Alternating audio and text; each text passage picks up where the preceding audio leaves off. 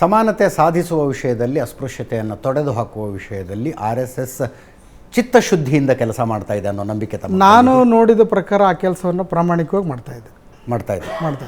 Okay. So RSSನ ಗುರಿಗಳ ಪೈಕಿ ಅದು ಒಂದಿದೆ. ಅದರ ಬಗ್ಗೆ ತಮಗೆ ಯಾವುದೇ ಸಂಶಯ ಇಲ್ಲ. ಸಮುದಾಯ ಕನ್ವಿನ್ಸ್ ಆಗೋದಿಲ್ಲ ಆ ವಿಷಯದಲ್ಲಿ. ಅದನ್ನು ನಾವು ತಾವು RSSನ ಜೊತೆ ಗುರುತಿಸಿಕೊಳ್ಳೋದನ್ನು ಸಮುದಾಯದಲ್ಲಿ ಅನೇಕರು ವಿರೋಧ ಮಾಡ್ತಾರೆ. ಇಂಥದ್ದೆಲ್ಲ ಮಾಡೋದಿದ್ರೆ ಅಂದರೆ ಒಂದು ಒಳ್ಳೆಯ ಕೆಲಸ ಕಾರ್ಯಗಳನ್ನು ಮಾಡಬೇಕಾದ್ರೆ ನನ್ನ ಮನೆಯಲ್ಲೇ 4 ಜನರ ಮಧ್ಯೆ ಭಿನ್ನಾಭಿಪ್ರಾಯಗಳು ಬರುತ್ತೆ. ನಾನು ಆ ಜನರಿಗೆ ಮನವರಿಕೆ ಮಾಡಬೇಕು. ಇವತ್ತು RSSನ ಬಾಂಧವ್ಯ ಇತ್ತು ಅನ್ನೋ ಕಾರಣಕ್ಕೇ ನಮ್ಮ ಸಮುದಾಯಕ್ಕೆ ಒಂದು ಸಾಮಾಜಿಕ ನ್ಯಾಯ ಒಂದು ಹತ್ತಿರಕ್ಕೆ ಬಂದಿದೆ ಅಂಥೇಳಿ ನಾನು ಭಾಳ ಮುಕ್ತವಾಗಿ ಹೇಳ್ತೀನಿ. ತಮಗೆ RSS ಜೊತೆ ಬಾಂಧವ್ಯ ಇದಕ್ಕೆ ಹೆಂಗೆ ಎಕ್ಸ್ಪ್ಲೇನ್ ಮಾಡಿ ಒಂಚೂರು. ಮೋಹನ್ ಭಾಗವತ್ ಅವರು ನಮ್ಮ ಮಠಕ್ಕೆ ಬಂದು 2 ದಿನ ಉಳಿದ್ರು. ಒಂದು ದಿವಸ. ಹೌದು. 2023 ಬೊಮ್ಮಾಯಿ ಅವರು ಮುಖ್ಯಮಂತ್ರಿ.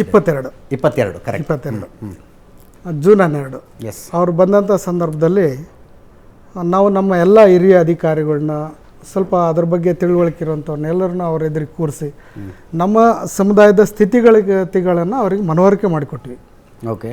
ಅವರು ಡೆಲ್ಲಿಗೆ ಹೋದ ನಂತರ ಪ್ರಧಾನಮಂತ್ರಿಗಳಿಗೆ ನಂತರದ ಯಾರ್ಯಾರಿದ್ದಾರೆ 2ನೇ 3ನೇ ಸ್ಥಾನದಲ್ಲಿದ್ದಂಥವ್ರಿಗೆ ಅವ್ರಿಗೆ ಕನ್ವಿನ್ಸ್ ಮಾಡಿ ರಾಜ್ಯ ಸರ್ಕಾರಕ್ಕೆ ಒಂದು ಸೂಚನೆಯನ್ನು ಕೊಟ್ಟು ಇಲ್ಲಿ ಒಂದು ಸಬ್ ಕಮಿಟಿಯನ್ನು ಮಾಡಿ ಇದರ ವರದಿಯನ್ನು ಬೊಮ್ಮಾಯಿಯವ್ರ ಮೂಲಕ ಕಳಿಸ್ಕೊಟ್ರು. ಮತ್ತು ನ್ಯಾಯಾಲಯದಲ್ಲಿ ಮತ್ತೆ ನಾಳೆ ಬರ್ಬೋದು ಅಂಥೇಳಿ ಸಾಲಿಸಿಟ್ರ್ ತುಷಾರ್ ಮೆಹ್ತಾ ಇರಬೇಕನ್ಸುತ್ತೆ. ತುಷಾರ್ ಮೆಹ್ತಾ ಅವ್ರ ಮೂಲಕ ಕೇಂದ್ರ ಸರ್ಕಾರ ಕಾಳಜಿ ವಹಿಸಿದ್ರಿಂದ ಇವತ್ತು ತೀರ್ಪು ಬರೋದಕ್ಕೆ ಕಾರಣ ಆಯಿತು. ಅದರ ಮುಂದುವರೆದ ಭಾಗ ಇವತ್ತು ಅನಿವಾರ್ಯ ಮಾಡಲೇಬೇಕು. ಇವತ್ತು ಸಿದ್ದರಾಮಯ್ಯನವರು ಮಾಡಬೇಕು. ನೀವು ಮಾತಾಡ್ತಾ ಇರೋದು ಒಳ ಮೀಸಲಾತಿ. ಎಸ್. ಸೊ ಮೋಹನ್ ಭಾಗವತರು ಮಠಕ್ಕೆ ಬಂದಿದ್ದರಿಂದಾಗಿ ನೀವು ಕನ್ವೆ ಮಾಡೋಕ್ಕೆ ಸಾಧ್ಯ ಆಯಿತು, ಕನ್ವಿನ್ಸ್ ಮಾಡೋಕ್ಕೆ ಸಾಧ್ಯ. ಹೌದೌದು. Okay, interesting. ಪ್ರಶ್ನೆಗಳನ್ನು ತೆಗೆದುಕೊಳ್ಳೋ ಸಮಯ.